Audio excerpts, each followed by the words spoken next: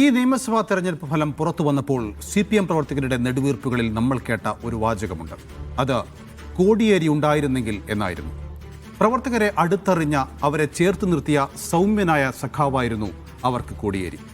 അതേ കോടിയേരിയുടെ സഹധർമ്മിണി ഇപ്പോൾ പാർട്ടിയുടെ അവഗണനയെക്കുറിച്ച് തുറന്നു പറയുകയാണ്.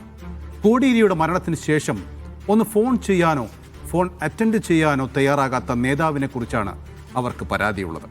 കേരളത്തിൽ പ്രധാന സ്ഥാനം വഹിക്കുന്ന പൊളിറ്റ് ബ്യൂറോ അംഗം എന്ന് വിനോദിനി ബാലകൃഷ്ണൻ പറയുമ്പോൾ ആ മുന നീളുന്നത് MV ഗോവിന്ദനിലേക്കാണ്. നിഷാദ്, വിനോദിനെ ഉദ്ദേശിച്ചത് MV ഗോവിന്ദൻ തന്നെയാണോ എന്ന് തന്നെയാണ് സ്വാഭാവികമായിട്ടും വിചാരിക്കേണ്ടത്. കാരണം ഈ തെരഞ്ഞെടുപ്പിൻ്റെ പരാജയത്തിന് ശേഷം CPIM-ന്റെ പ്രവർത്തകരിൽ ഒരു വിഭാഗത്തിൽ നിന്ന്, അതിൻ്റെ സിമ്പതൈസേഴ്സിൽ നിന്ന്, പാർട്ടിക്കകത്ത് തന്നെയുള്ള ഒരു കൂട്ടം നേതാക്കളിൽ നിന്നൊക്കെയുമുള്ള മുന്നവെച്ച വർത്തമാനങ്ങളും നീക്കങ്ങളും എല്ലാം നടക്കുന്നത് MV ഗോവിന്ദനെതിരെയാണ്. പിണറായി വിജയനെ ആരും വിമർശിക്കുന്നത് നമ്മൾ കാണുന്നില്ല. MV ഗോവിന്ദൻ്റെ വാർത്താ സമ്മേളനങ്ങളായിരുന്നു പ്രശ്നം, MV ഗോവിന്ദൻ്റെ ഇടപെടലുകൾ പ്രശ്നമായിരുന്നു എന്ന വ്യാപകമായ വിമർശനം ഏരിയ കമ്മിറ്റികളിൽ നിന്ന് പോലും ഉണ്ടായി. CPIM-ന്റെ ജില്ലാ കമ്മിറ്റികളിലും ഏരിയ കമ്മിറ്റികളിലുമെല്ലാം ആ നിലയ്ക്കുള്ള വിമർശനം ഉയർന്നു വരുന്നത് കണ്ടതാണ്. അതുകൊണ്ട് ഒരു MV ഗോവിന്ദൻ വിരുദ്ധ തിര അടിച്ചുകൊണ്ടിരിക്കുന്ന ഒരു സമയമാണ്. ആ തിരയുടെ കൂടെ വിനോദിനി ബാലകൃഷ്ണനും അവരുടെ ടേക്ക് പറയുന്നതാണ് എനിക്ക് തോന്നുന്നത്. അത് തന്നെ കാണേണ്ട ഒരു കാര്യമുണ്ട്. ഇപ്പോൾ MV ഗോവിന്ദൻ അദ്ദേഹത്തിൻ്റെ ഭാര്യയെ തളിപ്പറമ്പിൽ മത്സരിപ്പിക്കാനെടുത്ത തീരുമാനം വലിയ തോതിൽ തിരിച്ചടിയായെന്നാണ് പാർട്ടിക്കാരായ വലിയ വിഭാഗം ആൾക്കാർ വിശ്വസിക്കുന്നത്. അതിനെതിരായി പോലും വലിയൊരു മൂവ്മെൻറ്റ് അവിടെ ഉണ്ടായി എന്ന് കാണണം. അതിൻ്റെ ഭാഗമായിരുന്നല്ലോ, അതിൻ്റെ ഒരു ബൈ പ്രോഡക്റ്റ് ആയിരുന്നല്ലോ ഈ TK ഗോവിന്ദൻ്റെ ഇറങ്ങിപ്പോക്ക്. അദ്ദേഹം അവിടെ മത്സരിച്ച് ജയിച്ച ശേഷം TK ഗോവിന്ദൻ എവിടെ പോകുന്നു? കോടിയേരി ബാലകൃഷ്ണൻ്റെ വീട്ടിൽ പോവുകയും അവരെ കാണുകയും അവരുമായി സൗഹൃദം പങ്കിടുകയും ചെയ്തു. അതിൽ ഞങ്ങൾക്കൊരു പ്രശ്നവും തോന്നുന്നില്ല എന്ന് കോടിയേരിയുടെ കുടുംബം പറയുകയും ചെയ്യുകയാണ്. അപ്പോൾ കണ്ണൂരിലെ ആ മേഖലയിൽ MV ഗോവിന്ദൻ്റെ അധികാരാരോഹണം, അതിനുശേഷമുള്ള പാർട്ടി സെക്രട്ടറി പദവിയിലെ അദ്ദേഹത്തിൻ്റെ പ്രവർത്തനങ്ങൾ എന്നിവയ്ക്കെതിരായിട്ടുള്ള വലിയൊരു വികാരം പാർട്ടി പ്രവർത്തകർക്കും പാർട്ടി കുടുംബാംഗങ്ങൾക്കും ഒക്കെയുള്ള ഒരു വിഭാഗം ആൾക്കാർക്കുണ്ട്. ആ വിഭാഗത്തിൽപ്പെടുന്ന ഒരാൾ എന്ന നിലയ്ക്ക് വിനോദിനി ബാലകൃഷ്ണൻ കൂടി അവരുടെ അഭിപ്രായം പറയുകയാണ്. TK ഗോവിന്ദൻ അവിടെ പോയിട്ട് അദ്ദേഹത്തിൻ്റെ വികാരം പങ്കുവയ്ക്കുമ്പോൾ അദ്ദേഹത്തെ സ്വീകരിക്കാനും അദ്ദേഹത്തിൻ്റെ ഒരു വികാരം പങ്കുവയ്ക്കാനും അവർ തയ്യാറാവുക എന്ന് വെച്ചാൽ അത് MV ഗോവിന്ദനുള്ള വിയോജിപ്പാണ്. അതിനകത്തൊരു കാര്യമുണ്ട്. അതിപ്പം MV ഗോവിന്ദൻ അങ്ങനെ നേരത്തെ നൗഫൽ പറഞ്ഞ പോലെ കോടിയേരി ഉണ്ടായിരുന്നുവെങ്കിൽ എന്ന് പറയുന്നത്, കോടിയേരിയുടെ ഒരു പ്രവർത്തന ശൈലിയും ഒരു സ്റ്റൈൽ ഓഫ് അപ്രോച്ചും ഇദ്ദേഹത്തിൻ്റെ അപ്രോച്ചും രണ്ടാണ്. കോടിയേരി ഒരു മികച്ച സംഘാടകനായിരുന്നു. പാർട്ടിയെ സംഘാടകൻ എന്ന നിലയ്ക്ക് അദ്ദേഹത്തിന് കഴിയുമായിരുന്നു. പാർട്ടിയിൽ അദ്ദേഹത്തിന് കൺട്രോൾ ഉണ്ടായിരുന്നു. കമ്മിറ്റികളിൽ അദ്ദേഹം കാർക്കശ്യക്കാരനായിരുന്നു. പുറത്ത് അദ്ദേഹം സൗമ്യവദനായിരുന്നു. ആ നിലയ്ക്ക് ഒരു പാർട്ടി സെക്രട്ടറി ഏത് നിലയ്ക്ക് പെരുമാറണം, പുറത്തു വന്ന് പിണറായി വിജയൻ ക്രോധമുഖനായി കാണുമ്പോഴും അതിനിടയിൽ മാധ്യമപ്രവർത്തകർക്കും അല്ലെങ്കിൽ ജനങ്ങൾക്കുമിടയിൽ സൗമ്യതയുടെ ഒരു പാലമായി അദ്ദേഹം നിന്നു. കക്ഷി നേതാക്കൾക്കിടയിൽ അദ്ദേഹം കോടിയേരി ഏറ്റവും അക്സെപ്റ്റൻസ് കമ്പാരിസൺ പറഞ്ഞപ്പോഴാണ് എന്നാൽ കടക്ക് പുറത്ത് എന്ന് പിണറായി പറഞ്ഞ സമയത്ത് ഇപ്പുറത്ത് കോടിയേരി നിന്നിട്ട് മാധ്യമങ്ങളെ ആശ്വസിപ്പിക്കുന്നുണ്ട്. അദ്ദേഹം ചിരിച്ചത് മാനേജ് ചെയ്യാൻ ശ്രമിക്കുന്നതാണ് ഏറ്റവും വലിയ ചിത്രം. എന്ന് വെച്ചാൽ ഈ പറയുന്ന ഇത് രണ്ടിൻ്റെ ഇടയ്ക്കുള്ള ഒരു സേഫ്റ്റി വാൽവായിരുന്നു അദ്ദേഹം. അപ്പോൾ അതുകൊണ്ട് ആ ജനബന്ധത്തിൻ്റെ കാര്യത്തിൽ, ആളുകളെ വാർത്താ സമ്മേളനങ്ങളിൽ ഡീൽ ചെയ്യുന്ന കാര്യത്തിൽ, മാധ്യമങ്ങളെ ഡീൽ ചെയ്യുന്ന കാര്യത്തിൽ, കക്ഷി നേതാക്കളെ ഡീൽ ചെയ്യുന്ന കാര്യത്തിലൊക്കെ അദ്ദേഹം ആ നിലയ്ക്കുള്ള കൗശലം കാണിച്ചു. അദ്ദേഹത്തെക്കുറിച്ച് ആളുകൾ പറയും അദ്ദേഹം ചില സമയത്ത് ഒരു കോൺഗ്രസ്സുകാരനെ പോലെ, ചില സമയത്ത് ഒരു കേരള കോൺഗ്രസ്സുകാരനെ പോലെ, എന്നാൽ പാർട്ടി കമ്മിറ്റികളിലും പാർട്ടി നയം പറയുന്ന കാര്യത്തിലും പക്കാ പാർട്ടിക്കാരനായിട്ടും പെരുമാറിയ ആളാണ് കോടിയേരി. ആ കോടിയേരിയുടെ ആ നിലയ്ക്കുള്ള ഒരു എഫിഷ്യൻസി അല്ല ഗോവിന്ദ മാഷ് കൊണ്ടുനടന്നിട്ടുള്ളത്. ഗോവിന്ദ മാഷിന് ആ കാലം വരെയും പാർട്ടി സൈദ്ധാന്തികത അവതരിപ്പിക്കുന്ന ഒരാൾ, പാർട്ടി ലൈൻ പറയുന്ന ഒരാൾ, ദേശീയ അന്തർദേശീയ വിഷയങ്ങളിലെ പാർട്ടിയുടെ കാഴ്ചപ്പാടുകൾ പങ്കുവയ്ക്കുന്ന ഒരാൾ എന്ന നിലയ്ക്കാണ് നമുക്ക് അദ്ദേഹത്തെ പരിചയം. അതിനുശേഷം അദ്ദേഹം പാർലമെന്റ് രാഷ്ട്രീയത്തിലേക്ക് വരികയും പിന്നീട് അദ്ദേഹം കൂടുതൽ ശ്രദ്ധേയനാവുകയും ഒരു ഘട്ടത്തിൽ അദ്ദേഹം പാർട്ടി സെക്രട്ടറി ആവുകയും ചെയ്തു. പക്ഷേ പാർട്ടി CPIM കേരളത്തിലെ ഏറ്റവും വലിയ പാർട്ടിയാണ്. ആ പാർട്ടി ഒരു മുന്നണിയുടെ ഒരു മദർ പാർട്ടിയാണ്. ആ പാർട്ടിയെ കൊണ്ടു നടക്കലെന്ന് വെച്ചാൽ വലിയ ബുദ്ധിമുട്ടുള്ള കാര്യമാണ് ഒന്ന്. അപ്പോൾ ആ ഒരു സംഘാടകൻ നിലയ്ക്ക് എല്ലാവരെയും കേൾക്കുക. രണ്ടാമത്തെ പ്രശ്നം, പലതരത്തിലുള്ള അതൃപ്തി ഉണ്ടാവുക. കമ്മിറ്റികൾക്കകത്ത് പലതരത്തിലുള്ള വിഭാഗീയതയുടെ വിമർശനങ്ങളുടെ സര ഉയർന്നു വരുമ്പോൾ അവ പരിഹരിക്കാനാണല്ലോ നേതാക്കൾ ഉപയോഗിക്കുക. അപ്പോൾ നേതാക്കളുടെ ഏറ്റവും വലിയ ഒരു സ്കിൽ എലമെൻ്റ് എന്ന് പറയുന്നത് ഈ പറയുന്ന അസ്വാരസ്യങ്ങളെ പരിഹരിച്ച് കമ്മിറ്റികളിൽ അവസാനത്തെ സമവായം ഉണ്ടാക്കുക എന്നുള്ളതാണ്. അതിൽ അദ്ദേഹത്തിന് പലപ്പോഴും വിജയിക്കാൻ കഴിഞ്ഞില്ല. തളിപ്പറമ്പിലെ അദ്ദേഹത്തിൻ്റെ ഭാര്യയുടെ സ്ഥാനാർത്ഥിത്വവുമായി ബന്ധപ്പെട്ട കാര്യത്തിൽ പോലും അദ്ദേഹത്തിന് ഒരു സമവായം ഉണ്ടാക്കിയിട്ട് ആ തീരുമാനം എടുപ്പിക്കാൻ കഴിഞ്ഞില്ല എന്ന പ്രശ്നമുണ്ട്. അതിലുള്ള ഒരു അതൃപ്തി വലിയ തോതിൽ അവിടെ ഉണ്ട് എന്നത് കാണേണ്ട കാര്യമാണ്. അപ്പോൾ ഒരു പാർട്ടി സെക്രട്ടറി എന്ന നിലയ്ക്ക് പൂർണ്ണ തോതിൽ അദ്ദേഹത്തിന് വിജയിക്കാൻ കഴിഞ്ഞിട്ടില്ല എന്നുള്ള വിമർശനത്തിൻ്റെ ഒരു തുടർച്ചയായിട്ടാണ് ഞാൻ ഇതിനെ കാണുന്നത്. അതുകൊണ്ട് ഇത് സ്വാഭാവികമാണ്. ഇപ്പോൾ ഇവരുടെ വിമർശനത്തിൻ്റെ ആഴവും പരപ്പും എന്തുമാത്രമാണെന്ന് ചോദിച്ചാൽ എനിക്കതിന് തർക്കമുണ്ട്. ഇപ്പോൾ വിളിച്ചു, ഫോൺ എടുത്തില്ല എന്നൊക്കെ പറഞ്ഞാൽ എല്ലാവരും എല്ലായ്പ്പോഴും വിളിച്ചാൽ കിട്ടണമെന്നില്ല, എല്ലായ്പ്പോഴും വിളിക്കണമെന്നില്ല. പാർട്ടി എങ്ങനെ അവരെ കൈകാര്യം ചെയ്യുന്നു? പിണറായി വിജയൻ വിളിച്ചാൽ കിട്ടും, അല്ലെങ്കിൽ അദ്ദേഹം തിരിച്ചു വിളിക്കുമെന്ന് പറഞ്ഞു. CPIM ആ കുടുംബത്തെ ഉപേക്ഷിച്ചു എന്ന് ഞാൻ പറയുന്നില്ല. ആ കുടുംബവുമായി ബന്ധപ്പെട്ട എന്തെല്ലാം തരത്തിലുള്ള വിവാദങ്ങളിലൂടെയാണ് പാർട്ടി കടന്നു പോയിട്ടുള്ളത്. പാർട്ടി ആ കുടുംബവുമായി ബന്ധപ്പെട്ടും ആ കുടുംബത്തിലെ ആളുകളുമായി ബന്ധപ്പെട്ടുണ്ടായി വന്നിട്ടുള്ള വിവാദങ്ങളുടെ ഒരു വലിയ ഭാരം വഹിച്ച ഒരു കാലം ഉണ്ടായിരുന്നല്ലോ. ഇപ്പോഴും അതിനുശേഷവും ആ പാർട്ടിയെ കുടുംബത്തെ ചേർത്തുനിന്ന് കുടുംബം തിരിച്ചും അങ്ങനെയല്ലേ അത് പോകുന്നത്.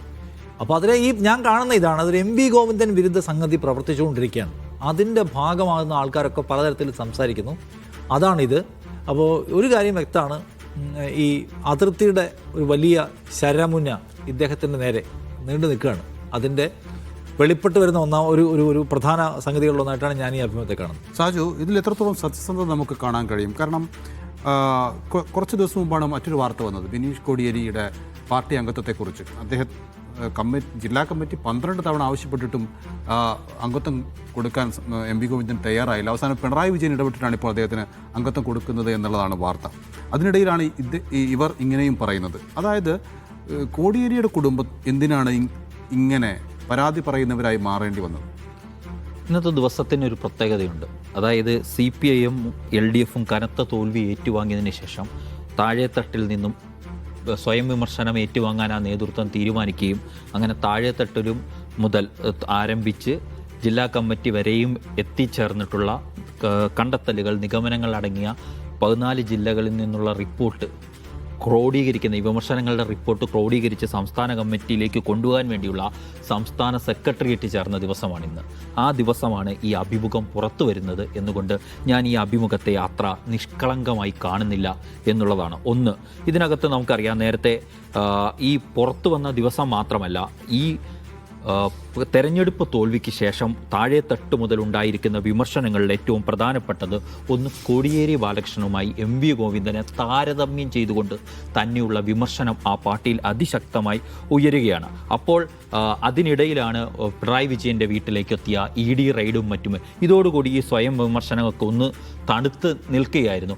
ഇപ്പോൾ ഈ അഭിമുഖവും മാത്രത്തോടുകൂടി എന്താണ് സംഭവിക്കാൻ പോകുന്നതെന്ന് പറഞ്ഞാൽ ഇതൊന്നുകൂടി ആളിക്കത്താൻ പോകുന്നു എന്നുള്ളതാണ്.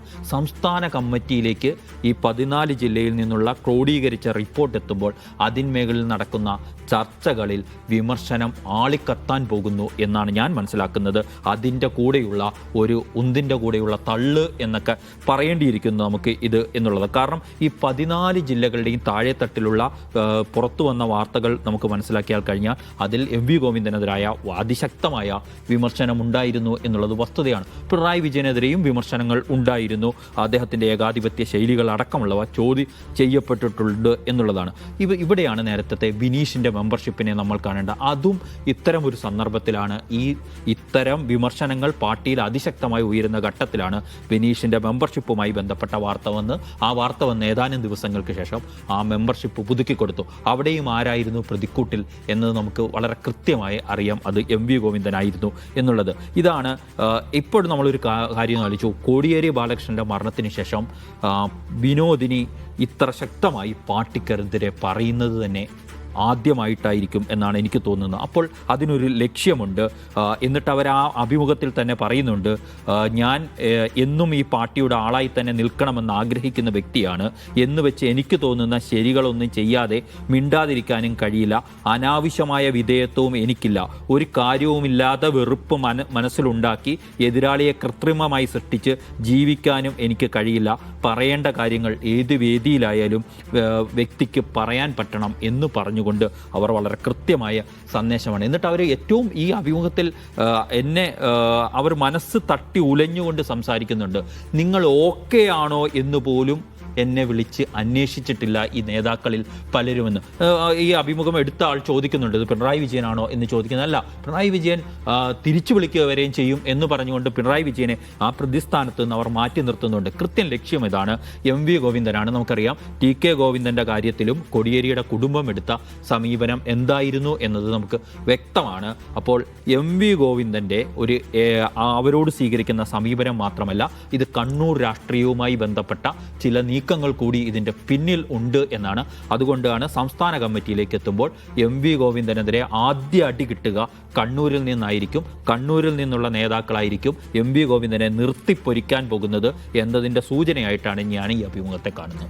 ജിംസ്, കോടിയേരിയുടെ വിലാപയാത്രയുമായി ബന്ധപ്പെട്ടുള്ളൊരു വിവാദം വന്നിട്ടുണ്ടായിരുന്നു. അദ്ദേഹത്തിൻ്റെ നായനാരെ പോലെ മറ്റു പലരെയും പോലെ തിരുവനന്തപുരത്ത് നിന്ന് കണ്ണൂരിലേക്ക് ഒരു വിലാപയാത്ര കൊണ്ടുവരിക, ആളുകൾക്ക് അന്ത്യോപചാരം അർപ്പിക്കാനുള്ള അവസരം കൊടുക്കുക എന്നൊരു ആഗ്രഹം കോടിയേരിയുടെ കുടുംബത്തിനുണ്ടായിരുന്നു. പക്ഷേ പാർട്ടി അതിന് അനുവദിച്ചില്ല എന്നൊരു പരാതി അന്നേ ഉണ്ടായിരുന്നു.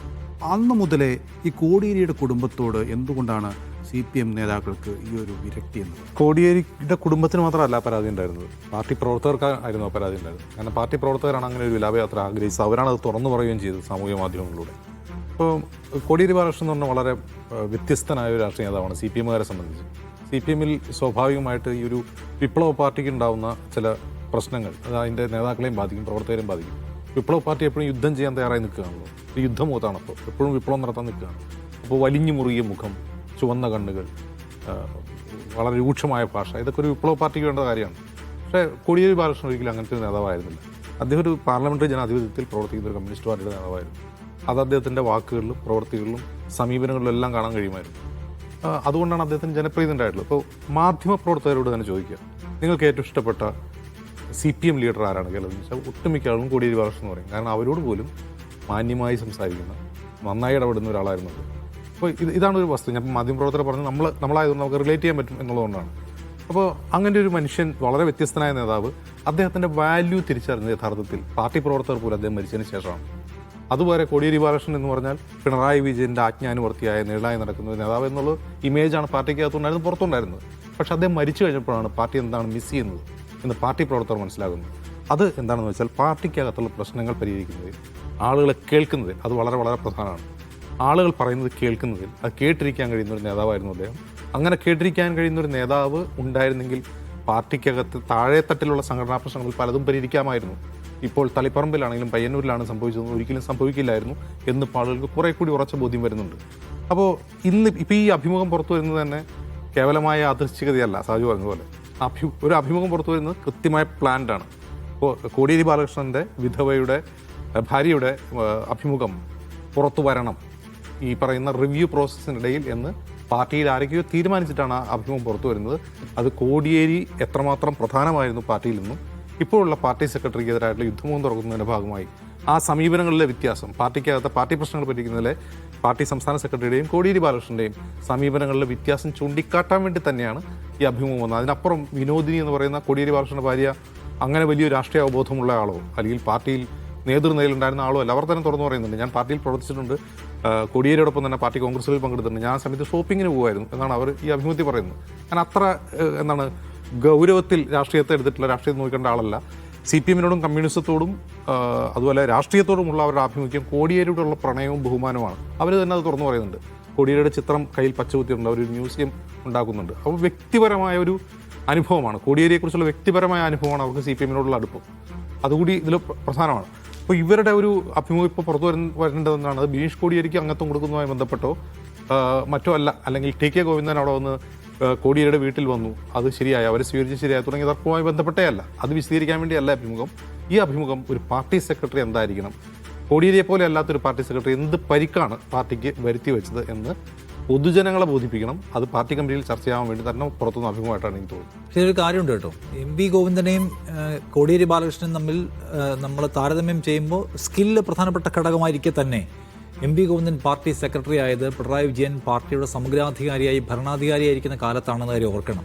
അവിടെ MV ഗോവിന്ദന് പാർട്ടിയിൽ സ്വന്തമായി എന്തെങ്കിലും ചെയ്യാനുണ്ടായിരുന്നോ? സ്വന്തമായി അദ്ദേഹത്തിൻ്റെ പാർട്ടി നയം പറയാൻ കഴിയുമായിരുന്നോ? പാർട്ടിയുടെ പവർ ഉപയോഗിച്ചുകൊണ്ട് സർക്കാരിനെ ഡ്രൈവ് ചെയ്യാനും നിയന്ത്രിക്കാനും കഴിയുമായിരുന്നു ചോദിച്ചാൽ കോടിയേരിയേക്കാളും ജൂനിയറാണ് ആര്? MV ഗോവിന്ദൻ. അതുമാത്രമല്ല, കോടിയേരിയും പിണറായി വിജയനും തമ്മിലുള്ള ബന്ധം സാഹോദര്യ ബന്ധമാണ്, കേവലമായി പാർട്ടി സഖാക്കൾ എന്ന നിലയ്ക്ക് മാത്രമല്ല. അതുകൊണ്ടാണ് കോടിയേരിയുടെ മരണസമയത്ത് അദ്ദേഹം വാക്കുകൾ മുഴുമിപ്പിക്കാൻ കഴിയാതെ എന്നാണ് കരയുന്നത് നമ്മൾ കണ്ടത്. അപ്പോൾ പിണറായി വിജയനോട് ആ നിലയ്ക്ക് എൻഗേജ് ചെയ്യാൻ കഴിയുമായിരുന്ന വിധത്തിലുള്ള ബന്ധം അവർക്കിടയിലുണ്ടായിരുന്നു, ആ നിലയ്ക്കുള്ള സീനിയോറിറ്റി ഉണ്ടായിരുന്നു, പാർട്ടിയിൽ ആ നിലയ്ക്കുള്ള ഗ്രിപ്പ് അദ്ദേഹത്തിനുണ്ടായിരുന്നു. പക്ഷേ നേരെ തിരിച്ചാണ് MV ഗോവിന്ദൻ്റെ കാര്യം. അദ്ദേഹം വരുമ്പോൾ പിണറായി വിജയൻ സർവാധികാരിയാണ്, പാർട്ടിയും ഭരണവും എല്ലാം പിണറായി വിജയൻ്റെ കയ്യിലാണ്. അവിടെ പിണറായി വിജയൻ്റെ സർക്കാർ ഒരു തീരുമാനം എടുക്കുമ്പോൾ അത് ശരിയോ തെറ്റോ എന്ന് ചോദിച്ചാൽ ഒരു മറുപടിയും പറയാൻ കഴിയാതെ കുഴങ്ങുന്ന MV ഗോവിന്ദൻ മാഷിനെ നമ്മൾ പലപ്പോഴായി കണ്ടിട്ടുണ്ട്. അപ്പോൾ അദ്ദേഹത്തിൻ്റെ ആ ദൗർബല്യത്തിൻ്റെ അന്തരീക്ഷവും കൂടി മനസ്സിലാക്കിയിട്ട് വേണം എനിക്ക് തോന്നുന്നു. ശരിയാണ്, കോടിയുടെ അത്രയും ഈ നിലയ്ക്കുള്ള സ്കില്ലിനെ താരതമ്യം ചെയ്യാൻ കഴിയുമ്പോഴും പിണറായി വിജയനോട് മറുത്തു പറയാൻ കഴിയുന്ന, പിണറായി വിജയൻ്റെ സർക്കാർ പോകുന്ന വഴി പാർട്ടി വഴിയല്ലെന്ന് പറയാൻ കഴിയുന്ന ഒരു നില അദ്ദേഹം ഉണ്ടായിരുന്നില്ല. അദ്ദേഹം ദുർബലനായ ഒരു സെക്രട്ടറി ആയിരുന്നു. മറ്റതങ്ങനെയല്ല. അല്ല, പിണറായി വിജയന്റെ ഗവർണൻസിന്റെ കാലത്ത് പാർട്ടി നിർദ്ദേശപ്രകാരം പാർട്ടിയിൽ നിന്ന് എതിർപ്പ് ഉയർന്നതിന് ശേഷം പിണറായി ഗവൺമെന്റ് പിന്നോട്ട് പോയ സന്ദർഭം ഉണ്ടായിട്ടുണ്ട്. അന്ന് ആരായിരുന്നു പാർട്ടി സെക്രട്ടറി? ഗോവിന്ദ മാസ്റ്റർ അല്ല, കോടിയേരി ബാലകൃഷ്ണനാണ്. യെസ്, ഏതായാലും ഈ വിഷയം തീർച്ചയായും ഈ പാർട്ടി കമ്മിറ്റികളിലൊക്കെ ചർച്ചയ്ക്ക് വരുമെന്നുള്ള കാര്യത്തിൽ സംശയവുമില്ല.